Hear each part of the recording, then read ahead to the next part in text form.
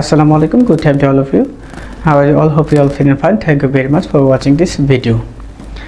তো এখন যে ভিডিওটা করতেছি অর্থাৎ আপনাদের সামনে কথা বলতেছি সেটা মূলত হচ্ছে যে আমরা কোনো ট্যাক্সেবল ইনকামদার ব্যক্তি যদি মনে করে যে তার রিটার্নটা অগ্রিম সাবমিট করবে অর্থাৎ অগ্রিম কর প্রদান করবে তাহলে আমাদের অবশ্যই জানতে হবে যে আমরা কোন ধারা অনুসারে আমরা অগ্রিম করটা প্রদান করব এবং কোন কোন কিস্তির মাধ্যমে সেটা প্রদান করব।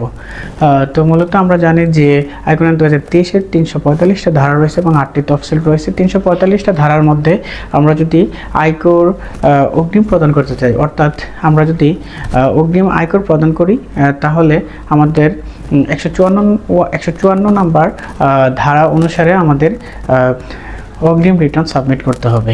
আচ্ছা, আর অগ্রিম রিটার্ন সাবমিটের জন্য আমাদের 4টা কিস্তি ফলো করতে হবে। এগুলো হচ্ছে যে 15 সেপ্টেম্বর, 15 ডিসেম্বর, 15 মার্চ এবং 15 জুন। অর্থাৎ এই 4টা কিস্তির উপর ভিত্তি করে আমাদের অগ্রিম রিটার্ন সাবমিট করা সম্ভব। মূলত অগ্রিম রিটার্ন সাবমিট করলে আমাদের এনপিআর থেকে বেশ কিছু সুযোগ সুবিধা আমরা পেয়ে থাকি। সেই সুযোগ সুবিধা সম্পর্কে আমার পরবর্তী ভিডিওর মাধ্যমে আমরা বিস্তারিত আলোচনা করব। তবে আমাদের অবশ্যই মনে রাখতে হবে সেটা হচ্ছে যে আইন 2023-এর যে 345টা ধারা রয়েছে সে